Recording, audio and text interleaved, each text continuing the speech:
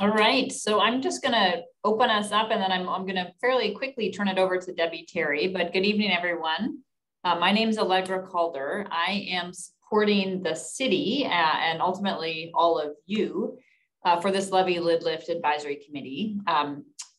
My role will be just sort of facilitating for productive conversations and then working on the recommendations, but I'm not participating as a committee member. So we're going to do a full round of introductions, but we did want to just kind of open it up with a little bit of background. And we are fortunate to be joined by Debbie Terry, the city manager. So she's going to just kind of welcome us. And then Sarah will give us a little bit of background, and then we'll pause as we've got another member who's joining a little bit later to do a full round of introductions.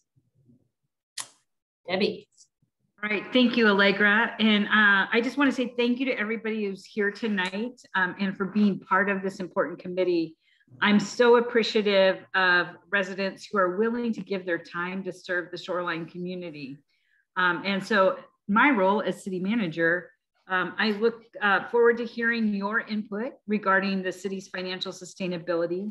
And I hope that ultimately you find this process informative, interesting, challenging, and even I hope you have some fun with it as you work with staff and with each other.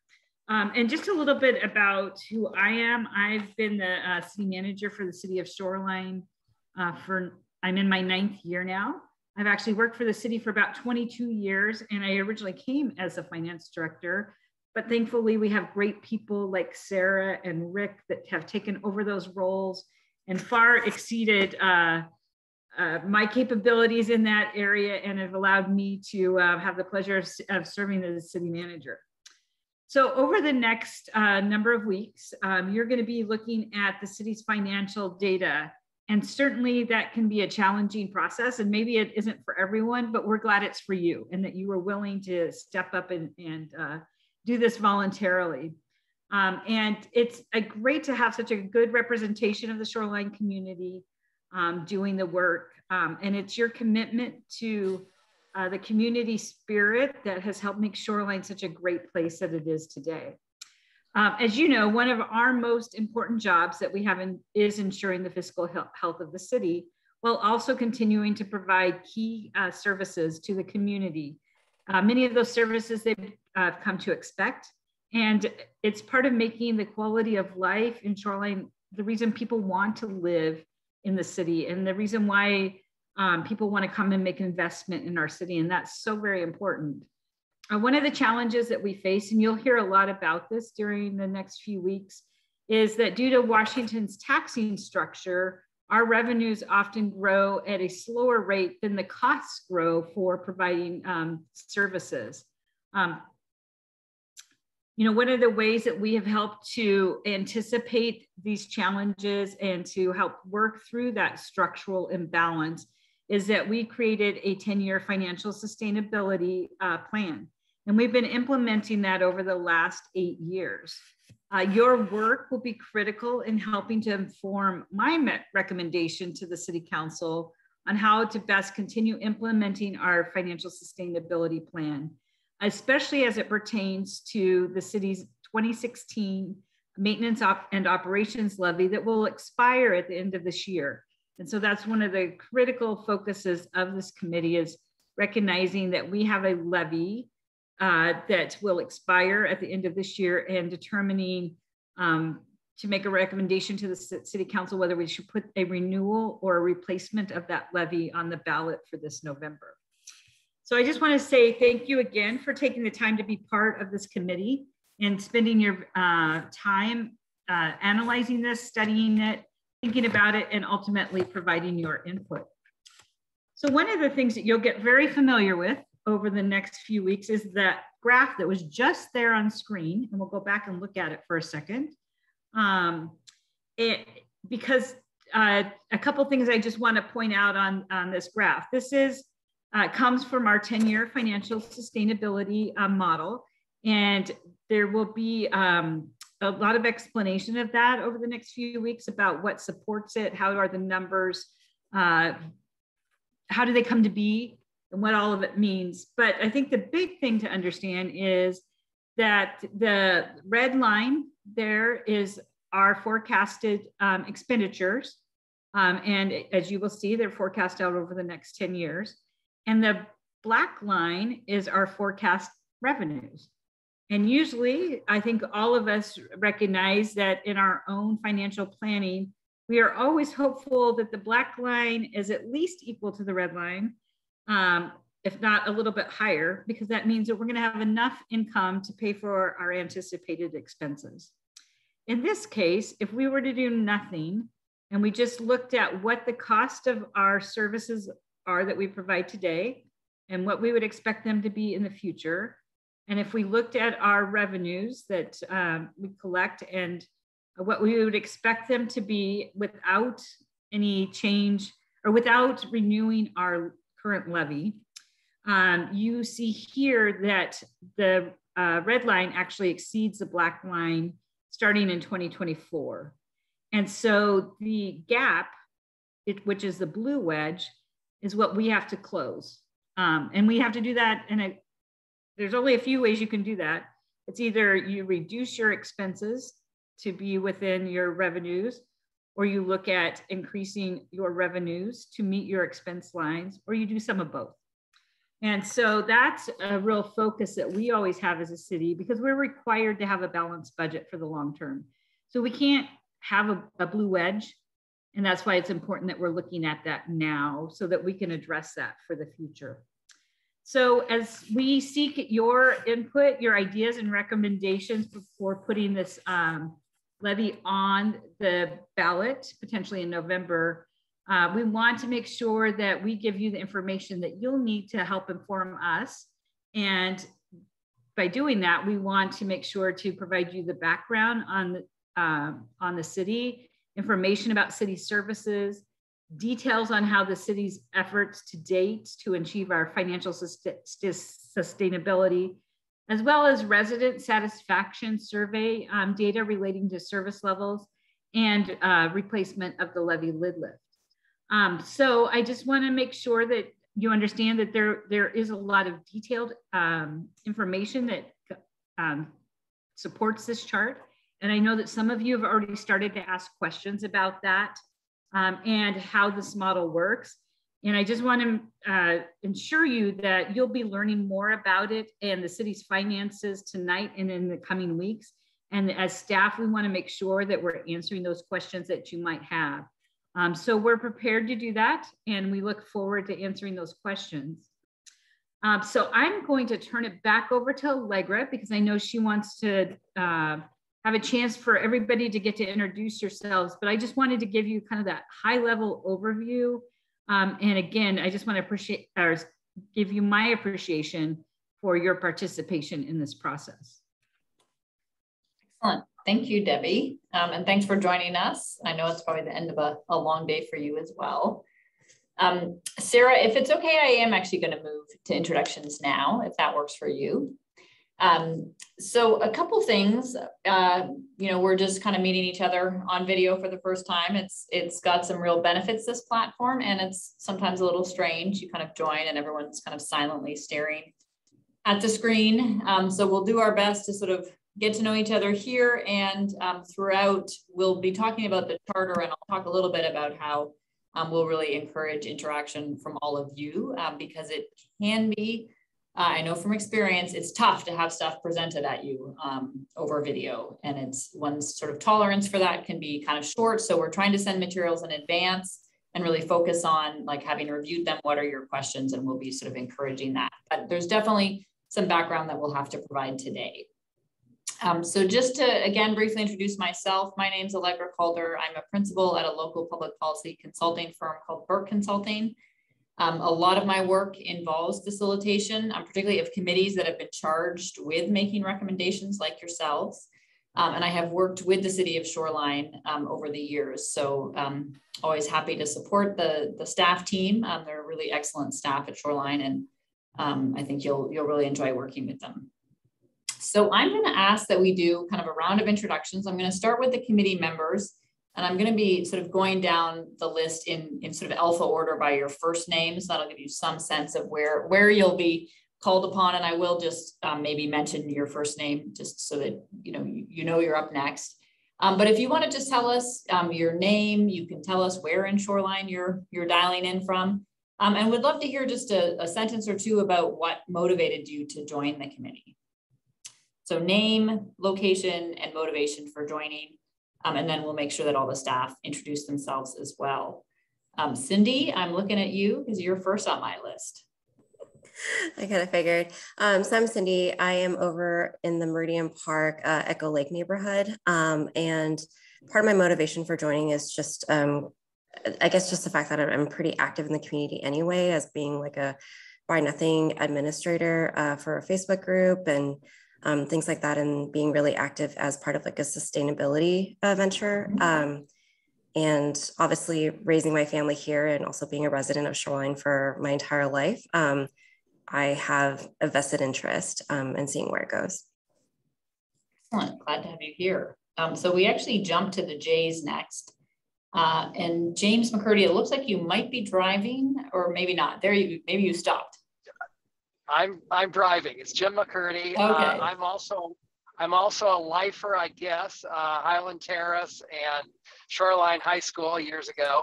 I live in Richmond Beach, and about 9 years now, 10 actually.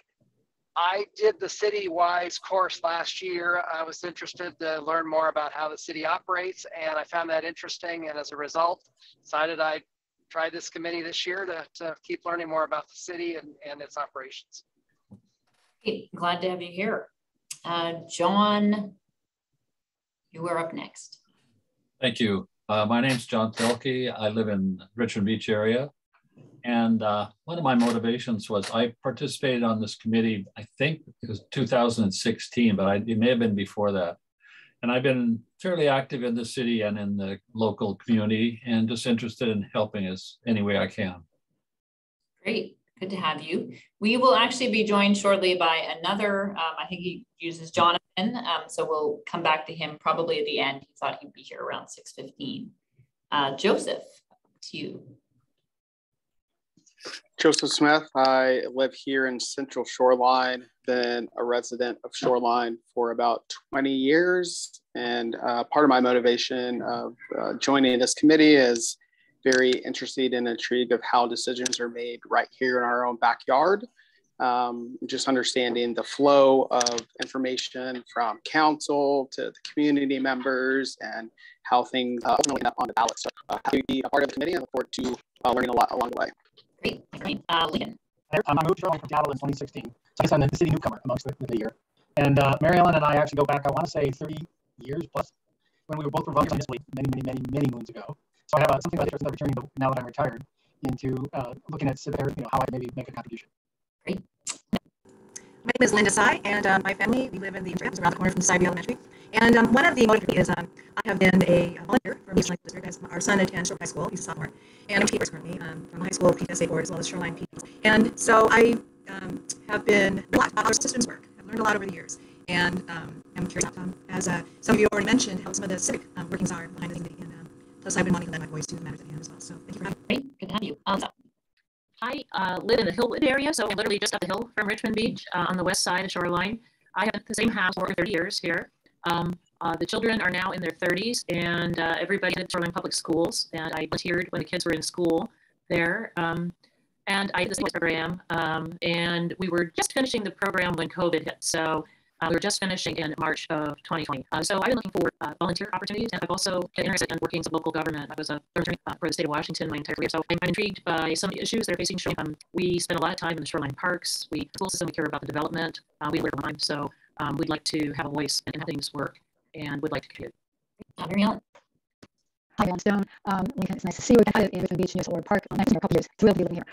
I run a nonprofit and looking at government. I'm really familiar with that side of it, but I've always been interested in other side of making decisions around taxes, and Levee was very excited to join the committee. Robin, you're on mute. Everyone that's not meeting, at least. We don't understand how they work. I'm Rick from Victoria. Yeah. Anyway, I was interested in this. I just completed 10 years at the King County Library System and have been over the library system beginning process of the last few years before the pandemic. That was put on hold. And 10 years gave me a really good understanding of things. I was on the sidewalk advisory committee several years ago, and that was also very informative how cities collect money. And we launched a successive campaign to raise tax to build new sidewalks. I was on the planning commission for 2 terms. So my heart is Shoreline. I have at least 6 of those Shoreline hearts stuck on somewhere. And I'm thrilled to be on this. I'm almost 25 years, and anything that I can contribute to this will be an asset. And I just look forward to meeting new people. You're new to me, and I'm new to you, so this will be fun. Great, thanks, Robin. Sam. Hi, yeah, Sam's been with me for about 6 years, and I was interested in just kind of finding more about city operates. Hi, my name's Sierra, and I moved to Shoreline because I'm from Seattle, and I brought 3 kids with me, and one after Crest, I got another one for Crest, and one co-op. And what I do is that right now I work for the Poison Board of Directors for the Price Initiative, and I kind of wanted to be able to work with the local community needs. I was like to be involved. So. All right, that's it. I'm Sierra. I've been interested for well over 20 years. I've been through the school district, and I'm registered in this family. So I also work here in the Empire. I'm I'm very active on the Shoreline Cause. I too was on last Levee. I found it extremely interesting to really kind of find out the inner working of the financial stuff with my background in finance. So I was happy to be asked to be on it again. Okay, committed, and there's some of that all we're wanting to say we're going to benefit a lot from. For your thank you all there's a lot to learn about the city finance. So we have to do something to see my Big Allegro and part of this community, Susan John, and I think everything there, everything's been going for about 4 years now. So since 2012, since 2000, I've joined as here, creating a single plan that is over the I'm here, people talking about the groups, we have advice through and just here. Actually, and I must be wrong. I was thinking about years and I'm trying to push the process better. So we have to so we have to have an so thanks to you for submitting really this is and great so we're going to change a lot of invest on management learn money our vision is family that you yes around the so we will do so this is my favorite nice from the other advice on that other people here I put it every different and for this different our finish to information so we don't take the here all right, well, thanks so much. I think it's really cool. Really right. It's hard to do that for 2 years, so I suspect you're pretty good at it. But I have the chat. So if you have a question, really want to ask again. And I'll be watching that and kind of stop the question now. If that's something you wait on me, I'll keep the conversation chatting. I want to speak, but we need to you. But it's really hard not to have very many questions and so definitely encourage and we're trying to structure it around being able to pause. So just make sure everybody is ready to go and in the chat. A lot of things we get to start on, but I think that's just so I'm going to ready for the others. There we go. Background I do have control. Let me see. Some of this, you guys have been here for a lot of this. Several of you remember when the city was incorporated in late 1995. I just of the Shoreline border, but I grew up in Shoreline with the campaign for Shoreline own city, which was, I think, the motto.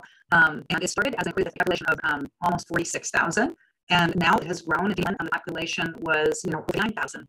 So it has been growing, except for in size. So the 11.7 square miles, still the same 11.7 square miles we started with. And as you can imagine, the orders to grow into. We are the 22nd largest in Washington and the 10th largest in King County. There we go. Whoops. So as we formed, we are a council form of government. And so in that realm, we have elected city council. So 7 elected council members at large from throughout the city. There are specific positions, but those positions represent the whole city, and they provide policy direction and priorities. So they're a part-time council. They dedicate so much energy and focus. I would say your city council is incredible. I've worked at other cities that, and I have to just say I'm so impressed with the council.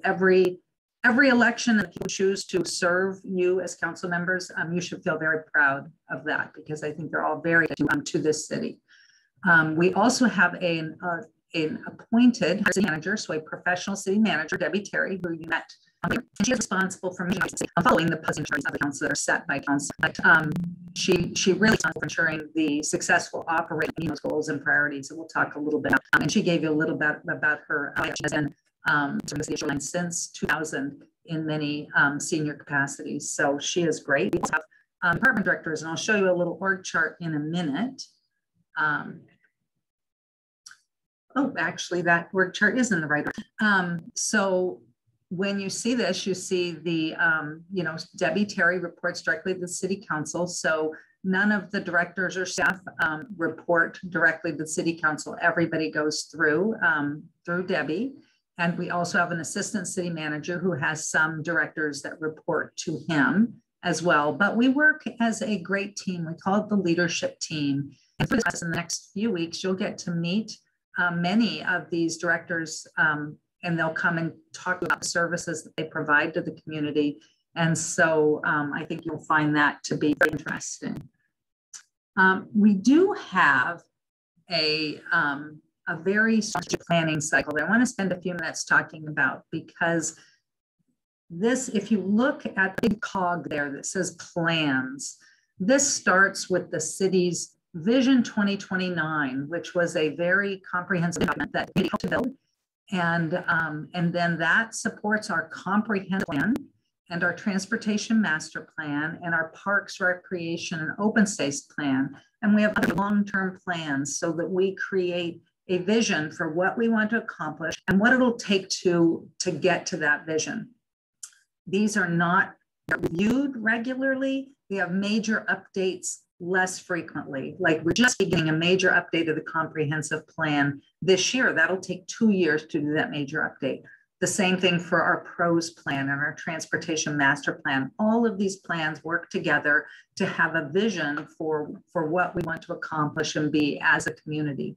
And they all have significant public input. So one of the things that I think people don't realize how important it is to get involved early in those planning cycles in order to help influence where we're going as a city. So once we have the plans in place, then the council sets shorter term council goals. So they look and usually have a 3-year time horizon over their goals. And those goals are heavily influenced by our resident satisfaction survey that you'll hear from Eric Bratton about later today. So those goals include strategic action steps to help accomplish these shorter term goals. And I'll show you what those goals are in just a minute. Council talks about those goals every year and updates the action steps that are needed to accomplish those goals. Then that feeds into our budget, our capital investment program, and our transportation improvement plan. So then we fund the work that helps to accomplish those council goals. And that leads into a citywide work plan, department work plans, and individual work plans.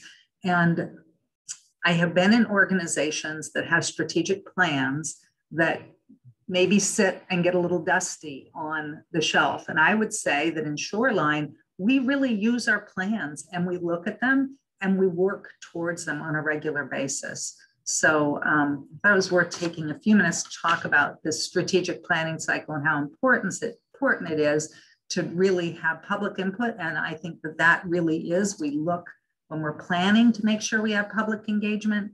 And then again, as we're doing our council goals, looking at our resident satisfaction survey.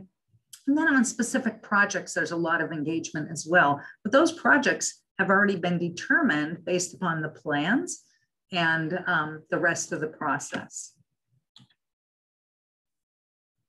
So when we talk about the goals, and I mentioned Vision 2029, so the vision document created these overarching vision goals: sustainable neighborhoods, a sustainable environment, sustainable services, and sustainable finances. So that is the heart of our Vision 2029, and there is actually, it's worth, if you have a minute, to go look at that document, because it really tries to draw a picture of the community that we hope and plan and are working towards becoming in 2029. That Vision 2029 will get updated through our comprehensive plan update. So the specific goals that council set for 2021 through 2023, and I do have to say that on Friday and Saturday, council had their strategic planning workshop and they updated these goals, but they haven't voted on them. So I left the ones that have been adopted. This is what's on the city's website. But goal number 1, strengthening our Shoreline's economic climate and opportunities, continuing to deliver highly valued public services through the management of our infrastructure and stewardship of our natural environment, continuing preparation for regional mass transit in Shoreline, and expanding the city's focus on equity and social justice and work to become an anti-racist community. And then finally, promoting and enhancing the city's safe community and neighborhood programs and initiatives. So these are the primary goals that help support our work towards the Vision 2029 over the next 3 years, and will be foundational for creating our budget in for the 2023-2024 budget. And there are on the city's website, and I think there was a link in the materials, it does have strategic steps that go under each of these goals. So in addition to those larger goals, we have organizational goals that sort of drive our everyday work that we do, because sometimes the goals seem to be very project oriented. A lot of the work we do is a delivery of public services. And we're going to spend a lot of time in the next few weeks or next few meetings talking about those public services that we do.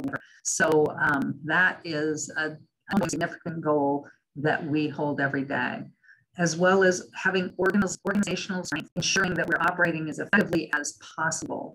Our values. We have a value of continuous improvement and integrity. So we want to make sure we are a strong organization and able to sustain the delivery of service, which also brings the fiscal sustainability. And this really is the focus of the committee, is helping us to secure and sustain our long-term. The city of Shoreline has developed a sustainability plan. When we developed it, we had strategic initiatives to support them. We actually have implemented all of those actions, but there are some that we need to continue to look at. And one of those is exactly the topic of this thing, which is the renewal of the levy lift. And then, of course, we're always seeking to achieve our council goals. And so these are the goals that every staff member tries to keep in mind as they do their work. So when we think about basic operating services, actually when we think about the operation, I'll back up a minute. I think that it's easy to think about the big projects. And some of you mentioned committees you've been on, the sidewalk committee, there was the parks, the pros plan committee, and then there was the park improvement committee that have done great work. And those are supporting, major capital projects that we do want and need to achieve the vision that we have for our city. But on the day-to-day basis, the majority of the city is actually providing services that are a little bit more behind the scenes, but critical to ensuring our, the community is receiving what it expects, such as code enforcement, communications. Eric, making sure that you all are getting your currents in your mailbox, and that news is going out to Shoreline Area News and within our own feeds. Criminal justice, economic development, emergency management. All of these are services that we work on day to day, and that might be not as prevalent or might not be in the front of your mind when you're thinking about city services. But this is sort of the bread and butter of what we do and what we're going to really focus on, because all of these services are supported by the city's general fund. And in a minute, Rick is going to give you more background about our funding, how we are funded, and the difference between our general fund and our total budget. But, and then in the next two meetings, we'll be focusing on talking a little bit more about what all of these services are. So directors are going to come in and they're going to talk about what their departments do with a focus on these general fund activities. So we won't be talking about the big projects, 145th or 185th. We're going to be talking about the fact that, we're maintaining our streets and our grounds and our parks. So those are the services that we'll be focusing on. And we cannot do it alone. So this is really important to know that Shoreline, the city of Shoreline, does not operate in a bubble. We partner with lots of other agencies and districts and utility providers listed here, and all of us work together to try and support our community and achieve the vision that the community has developed. So with that, I am happy to answer any questions.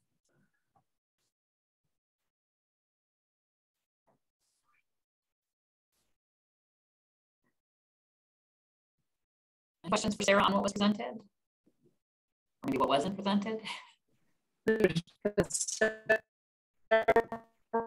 Oh shoot, Jim, I can hear your wanting to speak, but the sound is terrible. Plan or some acronym. I don't know what that is. Sorry. Yeah. Let's try that. Any better? Yeah, that's, I think you were asking Sarah to just tell you tell everybody what the PROS acronym stands for. Is that correct? Yes, correct. Excellent. Yeah, yes. Sorry. Recreation and Open Space Plan. So that is the plan that drives the vision for the city's, as well as the activities and recreation that occurs in those parks and in the city's recreation facilities, and as well as open space that may not be a park, but we consider it to be part of our park system. And that plan is, like I said, we're going to be beginning an update of that this year. Great opportunity to get involved later in the year. And it is incredibly important, like all of our long-term plans are, to allow us to seek grant funding. So when we have a plan and then there's an opportunity, we can look and say, how does that opportunity fit with our plan for the future? So anyway, thank you. Sorry, I'll try to be better about defining acronyms before using them. Thank you. Good question though. And I just want to welcome Jonathan, who just joined. Welcome, glad you could make it. We knew you were going to be a little bit late. So other questions for Sarah's presentation or related to Sarah's presentation? I think for the city-wise folks, it's probably a refresher. All right. Well, we will be reinforcing what I mentioned, as Sarah mentioned, sort of throughout this process. And maybe which what Sarah presented kind of shows up in what Eric is going to, or what Rick will be presenting before too long. So if something comes later, feel free to again, either raise your hand or put something in the chat. Our next item before we go back to the presentation is just we sent out, Rick did, in the sort of a proposed meeting charter, which is a little bit of information on sort of why for this group, and then some sort of suggested kind of procedural things and goals. We are definitely not going to read the whole charter right now, but you were able to take a quick look at it. And we wanted to see if there was any information here that people had questions about, or if you wanted to make any sort of amendments to the charter, or things you wanted included that you weren't seeing there, or sort of friendly edits. We're open to any of that.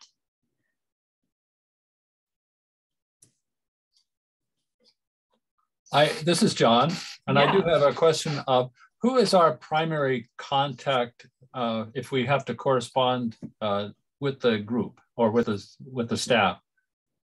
Yeah, great question. Rick, do you want to take that? Sure. So I can be the primary contact. John, I apologize for not getting to your emails earlier.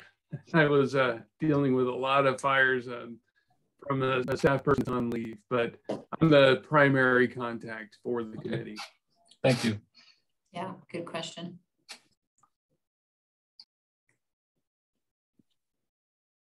And yes, Lisa, I see your hand. Yes, thank you.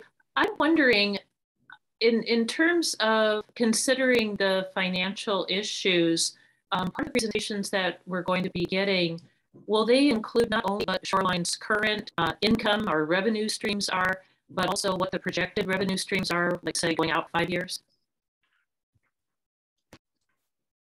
So the forecast that was presented in the overview slides, you saw that was actually a lot longer than what was covered after Debbie spoke and before Sarah spoke, walking through sort of how to read the financial forecast charts that were presented in the slides. And part of the Q&A document we're putting together will answer some additional questions that have come in from committee members over the last week. So if you want to know details about forecasts for specific revenue streams, we could look at a 10-year financial sustainability model, but it is a very detailed Excel-based model that forecasts all of the different revenue streams. So I'm not sure how interesting and exciting it would be to get into all of those kinds of details, but the net results of it are what's shown in the chart that produces that has the blue wedge, the differences between the expenditures and the revenues. So just thank you, Rick. So just to follow that, so for example, the increased population density that we're seeing and the increased kind of multi-dwelling units that are going in around where transit is, but also like on Aurora and things like that, those are all already reflected then in terms of increased revenues? I am so glad you brought that up, Lisa, truly, because that is something since the beginning of all of this conversation around the 10-year financial sustainability plan and development of the model from the beginning. We decided a long time ago at the leadership level, really, not to overinflate our forecast estimates, whether it be on the revenue side that would be potentially generated by more residents living in the city, or even businesses generating sales tax in the city, but also on the expenditure side, because as we grow in population, we're also growing on the services side, that we need to maintain additional police officers, additional street maintenance, additional park maintenance, road parks. So we decided not to overinflate the forecast and really go with some more conservative estimates for the future. So in looking at some of the impacts of policy decisions where the city council chose since 2015, 2016 timeframe to rezone certain areas around the light rail stations, we have not taken any of those kinds of policy decisions and tried to reflect them in this forecast. One of the main reasons is that kind of population growth, when that development actually will occur, is outside of the control of the city. So we don't know when it would happen. Especially when we were developing this plan about 10 years ago, we really thought that there would be more development occurring in those areas now than would have been. And so we probably would have forecast a much stronger revenue stream today than what we're seeing now. We also would have forecast much higher expenditures. So we made the conscious decision, since that kind of was really outside of our control. It was within our influence, but outside of our control. We did not factor that into the forecast here. Will that come into play as we start looking at the forecast in the next decade? Of course it will. I will also add, though, we do include some anticipated growth in property tax based upon our history. So, so it's an actual experience rather than what we rezoned and what might happen in this area. It's based upon what has been actually happening, and recognizing, as Rick said, that the expenses associated with that are pretty much balance out whatever worth you might get.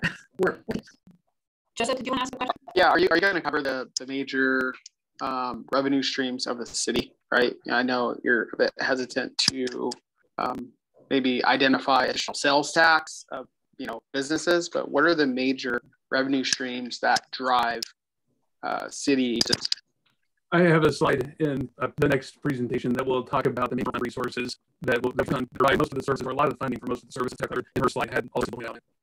Well, in terms of that, actually, what I might ask is, in terms of the charter, you've seen that by email. It's better to pass background to you all, to the public when it gets posted, in terms of business committee, what's in charge, and then the kind of rules of operation. And I would say the rules will look like tonight. Again, my role is to make sure that we have our discussion, and I'm going to be helping draft those recommendations. So occasionally, I may ask a question, just make sure that I'm understanding, or if I think maybe others may not be as clear, I might ask about that. If we're having discussion on about a recommendation I haven't heard from someone, I may specifically ask you about something. And if you're still undecided, it's okay to pass. Raising hands, waving, chat box, all of that is fine. And then we have a lot of people. One thing I do like about the raise hand function, we're having a discussion, I get a sense of how many people are waiting to speak. And so if a comment is a little long, I have to wrap it up, or if we're hearing off, I'll try to kind of get in there. But otherwise, I think I don't actually know that we need to adopt the charter, but sorry, Rick, I will look to you for that. I really hope that there's a consensus around it, to make sure that it's clear, or that if anybody has any other suggested edits, it doesn't necessarily that we need to adopt tonight or adopt by formal motion. Again, I want to make sure that it's clear for all of the committee that meets and desires for participation in very important purpose. I think sorry, sir, go ahead. I would say that what we really like, there are aspects of our concern that particularly that's not how you operate. Is that so if there's anything that you feel like you really, or if there's something that's missing. And as I was saying, I think I saw it wrong here. Clear. Thank you. I lost the charter. I'm being so tentative and cautious with this back. This is what I just wanted to say. I on my telephone actually this afternoon. I didn't read it with the intent of having an opportunity to change anything about it, so I don't think it's here. But for the benefit of just moving along, please raise your hands and say we're happy with the charter. We could do that unless somebody actually continue to amend it. But it felt as a consensus on the charter. We could also give it to the second meeting, just give it that you may not be able to look it up and like, yep, and now we're just saying, so we could just give everyone a few comments by email. So here's what we heard, and a more formal, kind of check at the next meeting. Linda, your hand and Sarah has a hand up as well. Linda, go ahead. Yes, thank you. I have a question about the charter. It seems really comprehensive to me. I'd like to ask, are there any changes from the one that was done during the 2016 committee that were brought forward into this committee? Is there anything new? That was my only question. The charter that was adopted by the 2016 committee served as the original foundation for the charter here. It seemed that the ground rules that were agreed upon in 2016 really made sense and helped the committee properly. So outside of that, I would say that there may have been some grammatical changes, nothing major. But it is updated to reflect the reality this time around of being in a virtual environment. And so previously we could not read, and in this document, report these meetings, and again, view the meeting recording at a later date. And then, of course, also participation with the public is a little more restricted than it was in the past when people could show up in the chamber and observe. People can show up and observe the video as we're meeting tonight. So it's a little more difficult to actually engage with audio or anything like that. So there's really to kind of reflect those realities. This slight shift is that in the last committee, there were a couple other actions around the financial sustainability that had not yet been implemented. And so they also weighed in on potential adoption of business and occupation tax, which council started and moved forward with that, as well as looking to replace what was a general contribution to our annual streets program. So there were two areas that were within the purview of the last one that weren't applicable any longer. So that reference was all taken out. So I have Sierra, and then Lisa and John is your hand. Go ahead, Sierra. I'll be really quick. I've been for the right term, the right words, and can you confirm, is this an ad hoc committee? Because was this created for one purpose, and then we move on? So does the term that this is temporary, or should it represent that this is temporary or ad hoc? It is not, it is ad hoc at the point of the city manager. So this is informed committee. It's a city manager. So we can look to make sure that that's clear that this has a term and a specific purpose. Thank you. So I've got 2 questions. I think one is, first of all, I'm assuming because there are so many city of Shoreline involved in the process to help educate us that maybe you guys have a particular approach and a particular desired end result. So if I'm assuming that you would like to have this advisory group recommend the levy lid, I'm just wondering if there's any counterpoint kind of presentations that we will receive about the pros and cons of either choice would be. So that's question number 1. And the next question is, remember what happened with the parks ballot the first time around? It didn't pass. So I guess I'm curious if there's anything strategic. I understand that the current levy expires at the end of this year, but does the city of Shoreline and its representatives have any concerns about the timing of this being put to a vote of the citizens? So 2 questions in there. Right. I'm happy to try that one and you can do cleanup. So on the first question, I think after we get through the presentation, we'll be going through and giving a presentation about the levy lift for Katie. We just gave this presentation to council. Very similar. We'll talk about, what the policy options are around the levy lid lift. And so you have the opportunity to talk about, what happens if you don't do it. And so yes, I think that will be the time to have that conversation then. And then the second question, I wrote down the first one, but I forgot the second one. Just the timing and whether there's any consideration. The timing is challenging because we will be actually in the process of adopting a budget as this goes to voters. So, we'll have to make some assumptions. If, assuming council puts it on the ballot, fortunately, we have the current projection shows that the wedge doesn't happen until 2024, which is the second year of the biennium. So our approach, and we did this, is that we would budget as if the levy lid lift would pass as proposed to voters, with the recognition that if it failed to pass, we would cut the amendment to council and make the necessary reductions in our budget to ensure that we have a balanced budget for the biennium. As Sarah noted, that's exactly the direction that staff took and the conversations that we had with the city council throughout the fall of 2016 as the ballot measure was placed in for the general election and what assumptions went into the budget for 2017. We were very transparent that the election was a risk, that the levy lid lift may be placed for 2017. And that if that were to happen, we were prepared to come back to council to make the necessary adjustments should the property tax levy reduce to 1% limit that state law otherwise allows. In terms of I think Sarah is correct. Could the ballot measure be pushed out another year because the currently shows the next gap be around 2024? Yes, it could. We do caution though that the forecast right now, as we're seeing it, is written our region's economists' best guess of how things are going with kind of the pandemic related economy and the impacts that we're seeing. Things better than we saw 2 years ago? Absolutely. Are they 100% better? No, not yet on a region wide basis, and we understand that. But nonetheless, it still is a bit of influence. We're not exactly sure what the next forecast is supposed to come out around June will actually show. So in other words, whenever there's new data that comes available, we jump on it, we crunch it, and monitor it very quickly. So that can help guide some other decisions. But as we're seeing in our forecast, it's emergency to doing this for this year.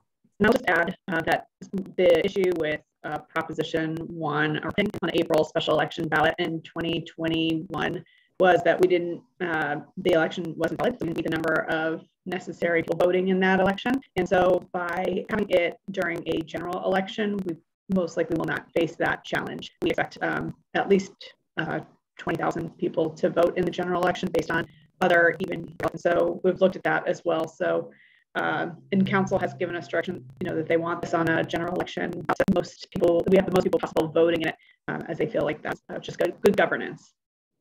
Great, thanks. John, you've been very patient. Just with regard to the charter, will you be providing email addresses for all committees so we can, at least if we copy everybody, we can? And that's a good procedure for us if we have comments that everyone gets a copy. I believe our original email had everybody's email on there. Okay. And so you could reply all, I think, with comments. Certainly, I guess just from a sort of review, it would be probably easier if someone has comments and everyone sees it and doesn't have to make the same comment or make the same comment worded slightly differently. So I think procedurally that would be fine. I think the only thing to note is that as you're aware, that would be considered a public record. So just limit your comments to the charter, and I think that would work fine. Sarah or Rick, does that sound right to you? That sounds right to me. I believe that might have happened before in 2016 as well. Sarah, do you have any concerns? No, I think that works just fine. And as long as you all are okay with getting emails, it's probably a more direct method than having us filter through them. I hope that everybody understands that the email addresses as part of this committee shouldn't be used for any business or anything outside of the scope of this committee. So all of that lately,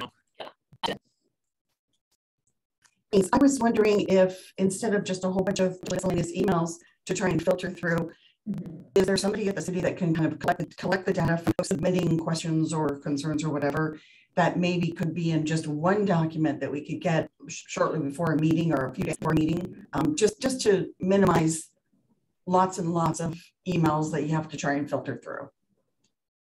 If everybody would be willing to send the emails to me, then I'd be willing to collect those in a document and set a date, whether that be the close of business Tuesday next week or even Wednesday. We will be sending out the next batch of materials in support of our March 24th meeting on Thursday. So if I had at least Wednesday to be able to collect all of those from you, I can put those points into a single document that can be shared either Wednesday or Thursday next week. I think that works well. I see some thumbs up. You know, and again, we definitely invite your comments. And if you don't have comments, that's fine too. You know, get to kind of support that group. So if you have thoughts on how to make it better, absolutely. And if you read it and you're comfortable with it, then you know, send along edits as well. So, all right, I think we've got a process. So we will get a little bit more time with the charter. Please send along plans to Rick Tuesday, if possible, Wednesday the latest, and Carlos, so you can see those ahead of our next meeting. Then we can do just a sort of general consensus. Sound good? All right. Okay, thanks all, and good questions along the way as well. So what we're doing and some of those questions also. All right, so Rick, I think I'm turning it over to you to talk a little bit, dive a little deeper on some of the. I just had a question for everybody at 7:09. Does anybody want to take a break before I dive into the presentation, or is everybody good to keep going? We'll keep going. You also mentioned to turn your video off or wave your arms around or double down or run the rest of you too. So. Give me a second and I will share my screen. You would think I'd be better about this by now. Here we go. Okay. So this slide deck should look somewhat familiar to those of you that were attendee-wise last year. We used similar slides because we want to give you information as possible. What you're going to see in these slides are meant to tie to the points that are discussed in the city's adopted 2021 to 2022 biennial budget. So that way, if you go digging through our 500+ page document, I would suggest you focus more closely on the transmittal letter and the executive summary. I think you'll see a lot of great information in those two sections of the document. You can find them at the screen here.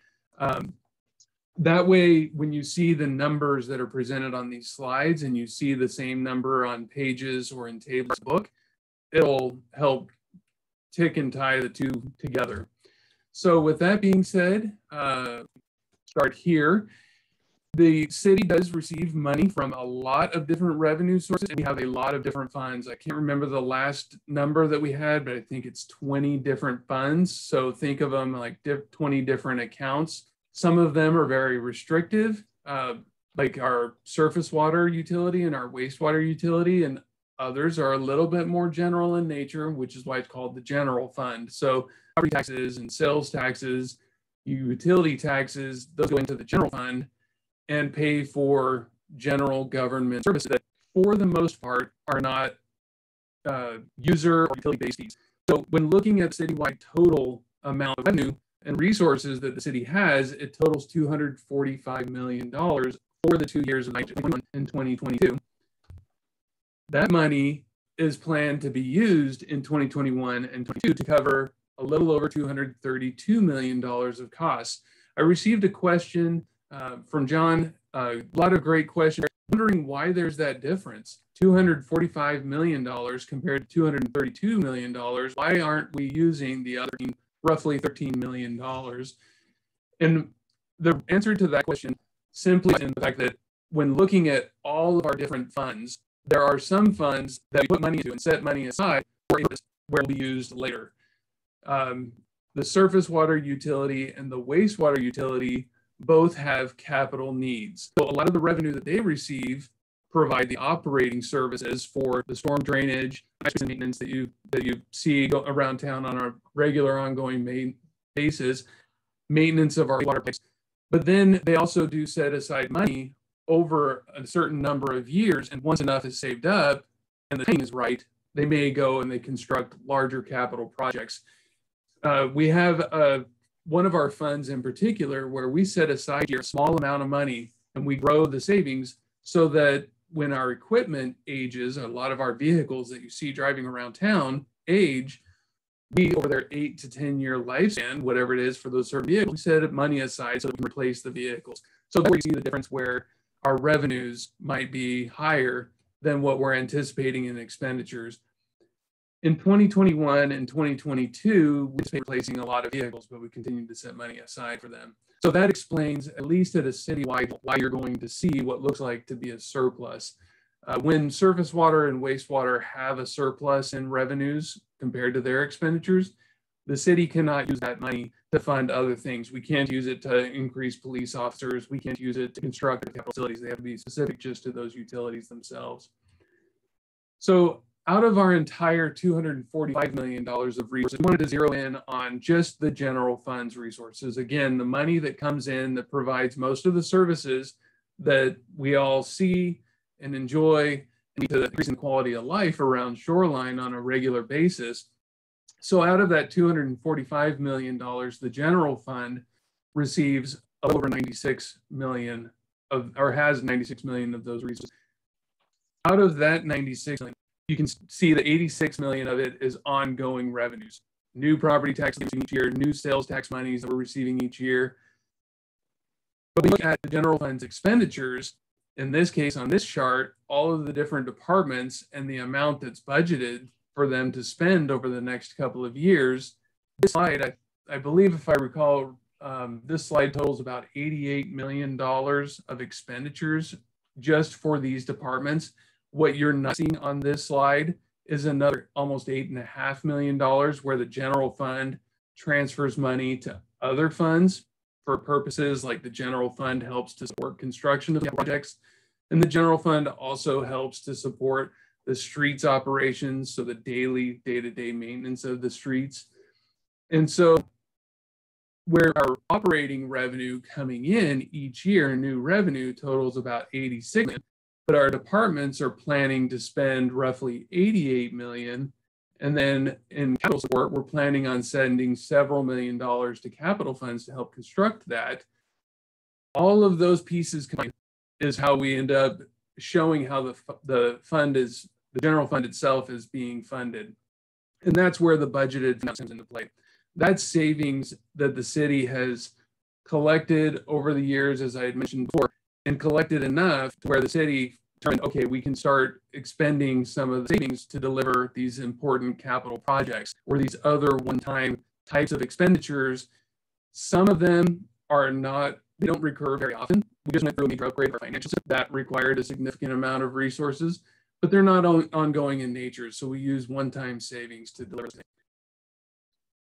I mentioned to Joseph's question earlier that we would drill down to the general operating revenues for the general fund. So when you look at the pie on this slide, it has $86 million in general operating revenue. We're just going to look at that blue slice, and we're just going to discuss that a little bit more because these are the new revenues that the city typically receives each year. On this slide, you can see that 3 of the major categories are property tax. The 33% property tax is about 1/3 of our general fund revenue each year. Sales tax, about 21%.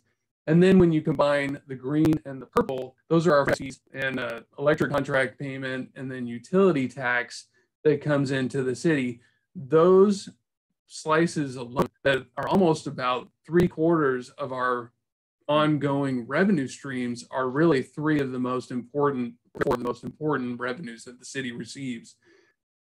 Next to that, we have criminal justice. We receive some funding, state distributed funding that supports our criminal justice programs, park and recreation revenues that are used for recreation programs, rentals of park facilities, things of that nature. Development revenues, those would be the permit fees that you pay if you have an improvement to your house or when the developer pay for our permitting staff and our plan review staff. And then we also have a small slice that is gambling tax. That's kind of the olive green colored slice there that's been diminishing over the years as the city has put a moratorium on new gaming establishments located in Shoreline. So in the executive summary section of our adopted budget book has a page that's dedicated to most of these major revenue streams that come into the general fund that describe in a bit more detail and also provides a little more history. If you're really interested in what's happened to the revenue streams, I would suggest tuning into that book download the PDF and give it a read through. When I stop right there, if there's any questions, I don't see anybody's raised any hands, but is there anything that I didn't cover? What was in the step into? I didn't catch that. Yeah, on the title slide, it's going to be the city's 2021 to 2022 annual budget. Thank you. That also says 21 to 26 capital improvement plan, but you'll be able to find it at this link here on the slides. Sales tax, as I mentioned before, sales tax is really outside of our control. We can influence it, conditions and permits, and zoning, things of that nature, but really it depends on what the market will bear and what wants to locate in Shoreline. So there's not a whole lot to do about forecasting that. Utility tax, same kind of a thing. Can't control the customer base and how much revenues comes into the various utilities. So one of our biggest challenges, though, when it comes to looking at and addressing the structural problem in our revenue stream, which most local governments have in Washington State, is the 1% property tax cap. And I wanted to cover briefly how that works for the city's property tax levy. It limits the increases in the amount of the levy, the value of the levy that the city can collect year over year, where the value is limited to grow 1% plus the value of new construction. So as an example, in year one, and I wanted to go to this table real quick that's on this slide. In year one, it's had 3 homes that were all equally valued the same, and the city's assessed valuation totaled $600,000, and the city's levy rate was $1 per $1,000 of assessed valuation. Then for each home, it would be $200 valuation times the $1 levy rate equals $200 in property tax paid. And so for those 3 homes, the city would receive $600. This slide then illustrates that for the second year, let's say home 1 increases 10% in value, home 2 increases 20% in value, and home 3 increases 15% in value. Let's just say that's what the assessor's office determined for each of those 3 homes for whatever reason. Well, then in year 2, that 1% limitation applies to our $600 levy from year 1, so it can grow to $606, even though the city's assessed valuation for each of those 3 homes grew to a total of $600,000. So when the assessed valuation grows, that does not mean that the city's levy grows. What happens in the formula, the levy rate then drops. And that's what you see in this levy rate row here, where in year 1, it started off at $1, and in year 2, it drops down to about 88 cents. That 690 times almost 88 cents equals our $606. Property tax levy. And below that, as each individual property is built based on where the formula works out and what the change in tax is. So the 1% is what cities each year, not what individual households' tax bills will each year. So I want to make sure that that point was clear in case there were any questions about that. One of the options around the 1% limitation that the law provides is the levy lid lift. And so that's what we're talking a little more detail here. There are a couple of points around the levy lid lift that are for this committee to consider. It will also be important for the council to consider should this move forward through the city manager's recommendation to council. The first is an initial rate reset for the first year. In 2010, when it was put up for the first levy lift in 2011, it was decided at that time that the levy rate would be reset to 48 per $1,000 assessed valuation. In 2016, when it was put to a vote at that time, it was decided that the rate would be reset for 2017 to $1.39. That is the only time in a levy lift when the rate gets set by action by the council. During the next 5 years, the lid can be lifted by a set percentage, or it could be tied to a specific factor. In the case of the last 2 levy lid lifts, that lid was selected was the consumer price index for all urban consumers for the Seattle area. If this does go to a vote, it's important to acknowledge that it must be approved by a majority of the voters. And then, of course, it has to be clear that the levy lid lift lasts for 6 years. And so that's why in 2022, we're engaging in this discussion when the last time we engaged in it was back in 2016. So when looking at the impact of the levy lid lift, for example, this year alone, 2022, with the levy lid lift, where the levy was allowed to grow by CPI for the Seattle area, the levy was able to grow to $15.17 million. Without the levy lid lift, if the growth had returned to the 1% limitation, the levy would have been $14.5 million. So right there, about $250,000 of revenue would have been lost by the city had we not had the levy lift in place, which could mean a number of different decisions would have had to be made on the other side of the equation, the expenditure side of the equation. Just cover that. The dollar bill graph is usually one that is a lot of people really helps understand when looking at the entire property tax bill. And I'm not talking about the additional fees and other items that are collected on the property tax bill, but really just the property taxes themselves. How each dollar of property tax paid is broken up amongst jurisdictions. So for 2022, we're really just focused on about 11 cents that comes to pay for the services that you receive from the city. 12 cents goes to county for their services, 34 cents to the Shoreline School District, 27 cents for the state school the property tax levy. The fire department receives about, and also there's the library district, the port of EMS, and CPS RTA, that's the 2 cents that goes to Sound Transit. That is also part of the property tax. This dollar only applies to the regular levies that fund regular operations and maintenance for these different taxing jurisdictions. This dollar bill does not include special levies that would be dedicated 100% to these. So are there any questions about property tax or the property tax bills? Okay. I have a question about your previous slide. So what I understand was CPI down. Is that 1.48 to 1.39? That is a good question. So what happened in 2016 from, how can I explain this? From 2012 or 2011, when the original levy rate was set at $1.48, then 2012 through 2014, the city's assessed valuation was hit pretty hard by the Great Recession. And so that ended up changing the levy rate in order to be able to somewhat maintain the same amount of property tax levy each year. But then as it rebounded from the Great Recession and economic development around the city really started to take hold, we saw some growth in 2014 and 2015 with some new construction around the city. That new construction added to the city's valuation. And because of that growth from that assessed valuation, the levy rate was allowed to drop. And so that's why it dropped from $1.48 to $1.39 by the time 2016 had rolled around. And since the levy rate was set at $1.39 for 2017, the levy rate for 2022 actually dropped to $1.13 per $1,000 assessed valuation, even though there's been growth in the levy because of the tie to inflation over the last 6 years. There's been growth in the assessed valuation that has helped for that formula to drop the levy rate. Does that answer the question? So it's a multifaceted reason why the levy rate changes year over year.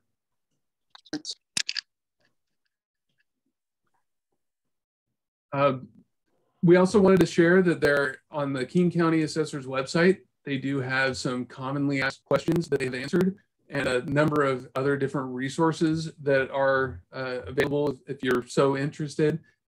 They do answer the question, does higher assessed valuation necessarily mean higher property taxes? And no, it's not necessarily a dollar for dollar increase.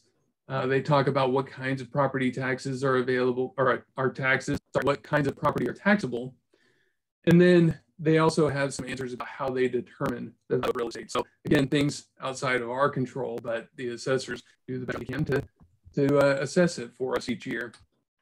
So the next largest sales tax or resource for the city is the sales tax. And what we're talking about when it comes to it is just the 10% portion of the rate. I was aware that the Transportation Benefit District sales tax kicked in around 12. And that vote was successful thanks to the Sidewalk Advisory Committee and the efforts there. And so that 0.2% increase being dedicated to the sidewalks is not captured within the general fund, and it is not used for general fund services. So I'm really just talking about the 10% rate that really is. So that means that after $10 spent in Shoreline, that generates $1 sales tax, and that $1 sales tax is shared by the state, the county, Sound Transit, and the city, where the city receives about 8 cents of every dollar in sales tax for those services that Sarah had outlined in that slide presentation. Quickly to talk about the other core revenues, I'd already talked about them a little bit, but our utilities that we tax are ones that provide natural gas, telephone, garbage, cable TV, sewer, and storm drainage.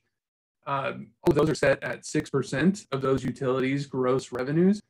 And council has decided to set all of those to be uniform rates across all of those service providers.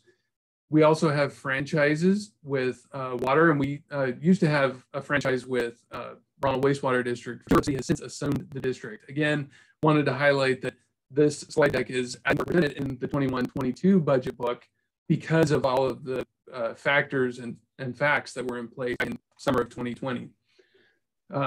Cable TV providers pay a fee of 5%. You might say, hey, that's not uniform with others. That's actually limited by federal law. We cannot charge cable TV higher than 5%. We can charge the utility tax at 6%, but not a franchise fee. And then Seattle City pays a 6% contract fee on its electrical revenues to the city. So those are major revenue streams, 3 or 4 major revenue streams that come into the city. So with that, any questions? Yes, Sam. Does this mean that wastewater having impacts or positive revenue impacts?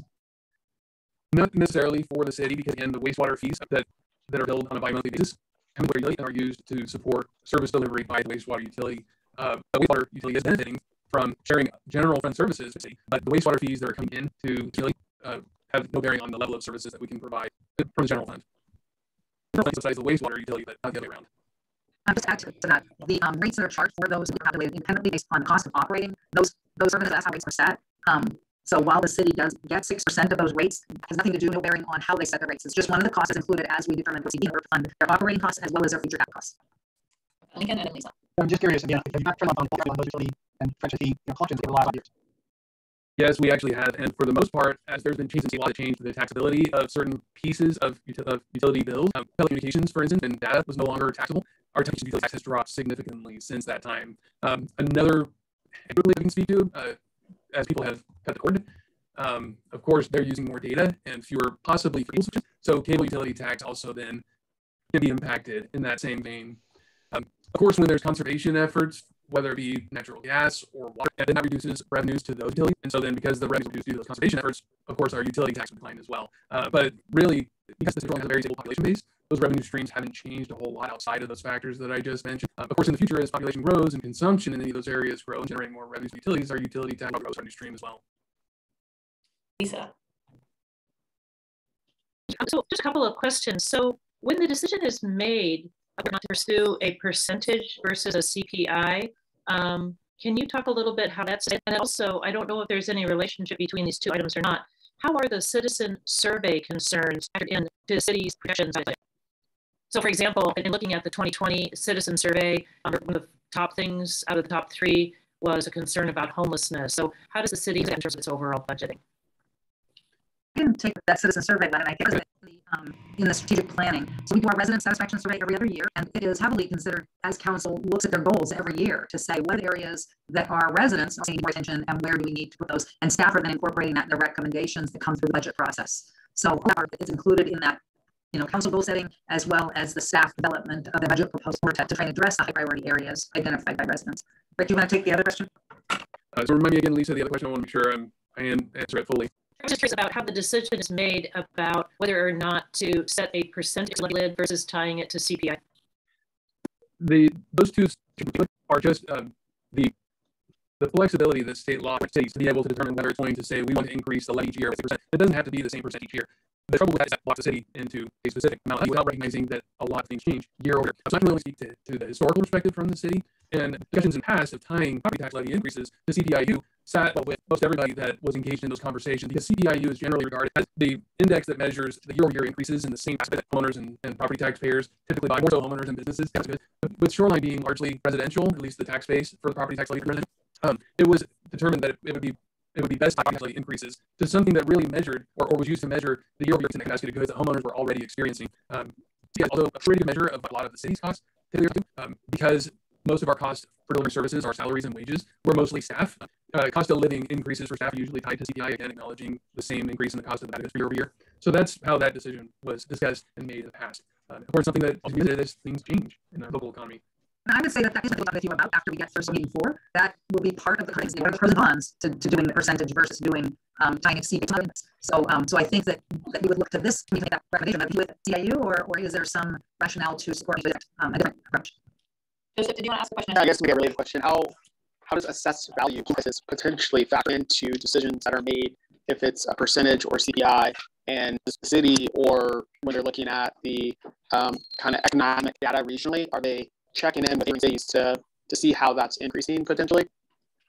So the assessed valuation really doesn't bear much weight when it comes to the decision to tie year-over-year increases in the levy to a specific index or specific percentage. Again, because regardless of what specific percentage we wanted to tie the year-over-year, assessed valuation affects the levy rate that is balanced to maintain the amount of levy that can grow each year. So as the levy grows, the levy rate usually goes down. All I can say about history is when the Great Recession hit and the city's assessed valuation was dropped sharply over a couple of years by the King County Assessor's Office, the levy was allowed to grow. The levy rate went up as assessed value went down. So looking at the assessed valuation, one of the benefits of growing the assessed valuation and the new construction that's happening around town is if you got as a pie of sorts, since the levy becomes a fixed dollar amount, the more people eating from that pie or paying the taxes, then usually individual property tax bills will go down in many cases. But again, it is a very complicated calculation, but generally AV increases are offset by levy rate decreases. I'm going to just pause us here because we will have details, in subsequent meetings, and we do have Eric here tonight. And obviously some of you didn't dove into the survey already, but I wanted to give Eric an opportunity to do the kind of the highlights and make sure we just had it. Sure. So I will try to 5-minute presentation here. So I'm going to skip through some slides, so I apologize. But I encourage you to survey. If you have questions, send them to us, and we're more than happy to answer any questions that you have given to you.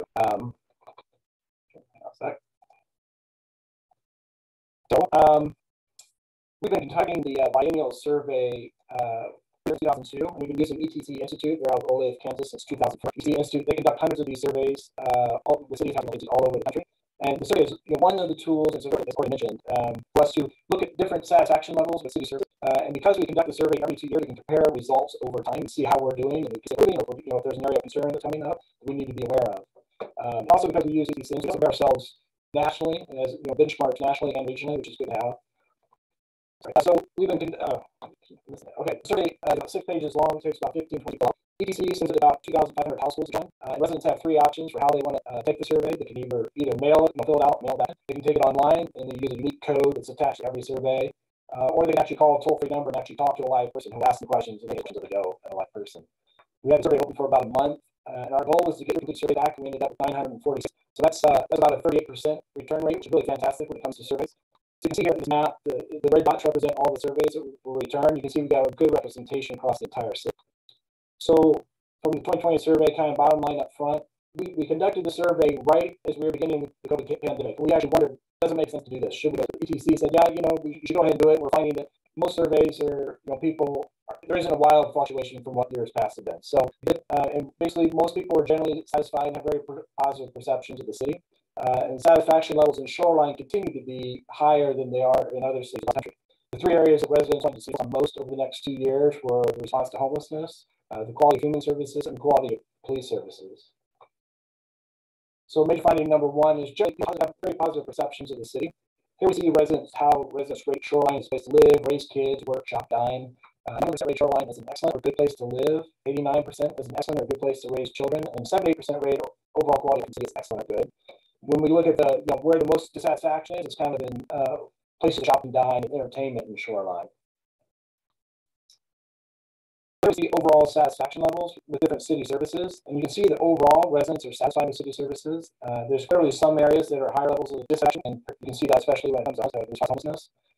When we look at the overall quality of services provided by the city, indicated with the blue arrow, it's really important to look at the ratio of residents who are satisfied versus dissatisfied. That's really a good place for a city to be in. It's actually pretty incredible when you look at other cities around the country.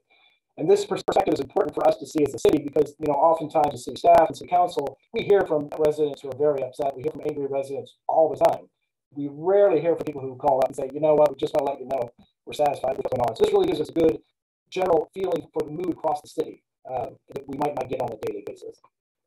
And so every question within the survey kind of has a map. The city is divided up into different segments. And so that lets us see, well, is there one area where there's really high levels of dissatisfaction? If there is, then we really need to figure out what's going on with that part of the city. But here, if you look at the map, the overall general feeling of satisfaction with city services, and pretty much across the city, the levels of satisfaction are fairly high, or good levels of satisfaction, I should say. And there's no real feelings of dissatisfaction. What we do is dissatisfaction with city services did not increase during the initial phases of the pandemic. And the next slides will show how different services were rated across time So we compare the 2012, 2018, and 2004, which was our first survey with ETC. So here we see that leadership ratings remain strong in spite of the survey or in spite of the pandemic. It's important to note that the survey also occurred during a lot of protests regarding racial injustice and the murder of George Floyd. So there was a lot going on when we conducted this survey. So those are also things to keep in mind with these results. 74% of residents said they were satisfied with the overall image of the city. 57% were satisfied with the overall effectiveness of the city manager and staff, and 53% were satisfied with the city council. But again, it's also important when you do these charts, remember that just because 53% are satisfied, it doesn't mean that 47% were dissatisfied. Some people are neutral. They're not satisfied, they're not dissatisfied. They're neutral on a lot of these. So if we combine the satisfied with the neutrals, we can see really how many or how few people are actually dissatisfied. That's what the chart will show you, is that there's really very low levels of dissatisfaction. That doesn't mean we ignore the neutral because they can easily become dissatisfied, but it just helps put things into perspective. And here, this chart shows the overall satisfaction levels of different city services. You can see that there are a number of services compared to 2018, and one in particular, with the quality police services, dropped 10%. Nationally, though, that dropped 10%. So again, that's attributed, I think, to what was happening in 2020. So a lot of the question how police services are provided across the country and in Shoreline as well. But when we take neutrals, again, we see that very few people responded they were dissatisfied with city services overall. When we look at safety, generally people feel safe in Shoreline. Here you can see that 94% of respondents reported feeling safe in the neighborhood during the day, and had an overall feeling safety in Shoreline. Where we have areas of concern are in the city parks and trails, and over the past few years, the police and community members have been working together. We've been working together how we can improve those perceptions of safety in our parks and our trails. You gotta say perceptions of safety because being safe and feeling safe are two different things. They might be safe in parks, but they might not feel safe in parks. And that feeling of safety impacts how you enjoy the park system. So we want to figure out how we can improve perception of safety, not just safety itself, but the perception of safety as well. But then again, looking at how many people feel unsafe, very levels of people feeling unsafe. Then looking at levels of satisfaction regarding city maintenance, sidewalks and mowing and trimming areas that have the lowest levels of satisfaction. And both of those areas, again, we're working on. Because of the results that we've seen, those are areas that we are working on. Again, this is another one of those areas with the mowing and trimming. We had contracted out that service, and in 2019, I think it was 2019, we brought those services in-house. So our crews worked really hard in 2019, in the fall of 2019, to prepare for the spring, because that's what always was the spring. We had the contracts. There was always all kinds of problems, lots of weeds growing in the median. So we brought it in-house. The crews worked really hard in the fall of 2019, ready for the spring, and then COVID hit. And so then, all that work, we kind of struggled last spring. So we're really hoping to see a difference in the next results and see that service in-house really has some positive impact. And we hope to see that in survey results. Again, when we combine the satisfaction levels, we see that really isn't a high level of satisfaction. For the sidewalks, the movement was actually towards neutral. Some people left the satisfied level in the neutral, but then also the dissatisfaction, people moved into the neutral category there. With the mowing and trimming, it always a movement towards dissatisfaction. So again, we hope to see improvements in that area now that we've brought a lot of that service in-house. Safety, we saw significant decreases across the board. And again, it's important to remember when this survey took place. That being said, public safety is an area that we've been putting a lot of time and effort in. We expect to continue those efforts in the future. That was a big discussion at the council retreat just this past week. So that's an area that we're going to continue to work on over the next few years. Again, here we look at the shift from 2018 and 20 was more actually in the neutrals than dissatisfied though.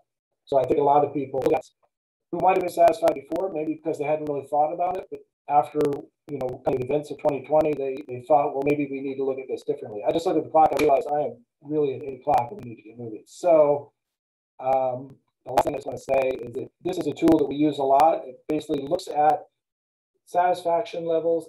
By combining these and looking at it, you can really see, well, this is an area that's a high priority and it has low satisfaction, so that's what you concentrate on. If it's a low satisfaction, but also low priority, that's probably not something we need to really put a lot of resources into. We just need to keep in mind. So with that, I think I will go ahead and end. Moving on, but happy to answer any questions later on. Great. And actually, related to that, Eric, will you be at future meetings? I'm not scheduled. I'm okay. more than happy to be, whenever I need it. Yeah. Well, we can also funnel questions if people have them through Rick, and we can bring answers back to the group as well if you have to come back. I know many of you looked at the information before, and I think it'll be important to refer to as we move along and as we get presentations from parks, for example, sort of thinking back, like what were people's thoughts on the park services, and and to the point that we made earlier, when you think about pros or cons, right? If by not renewing, going forward with the levy lift might mean reduced levels of service, what would that mean for level of satisfaction? How would we think about where that might happen? So kind of a tsunami of information tonight, but I promise information will actually be reinforcing over the next few meetings, as you'll hear sort of things again and then be able to kind of put it together. As you're thinking through things, again, if you have questions, do feel free to reach out to Rick. He is already compiling a list of Q&A that some of you have sent questions in already, and he's going to be putting that together and making able by kind of posting that, and you'll get information on that. A reminder, if you did have thoughts on the charter, to send those by Tuesday if you can, Wednesday at the latest. And otherwise, just really thank you all for the sort of commitment to the process overall, and also just for spending your Thursday night with us. Much appreciated, and really look forward to working with you all on this. Rick, Sarah, anything final you'd like to say to the group? I think I've said enough, but I truly do appreciate everybody attending tonight and all of your interest in this committee. This makes Shoreline one of the best agencies I've ever worked in. It's willing to put this much energy into ensure that the community is fully engaged in all of these decision-making processes. So from the bottom of my heart, thank you for being here. Good evening, everyone. We will see you in 2 weeks. Thanks all.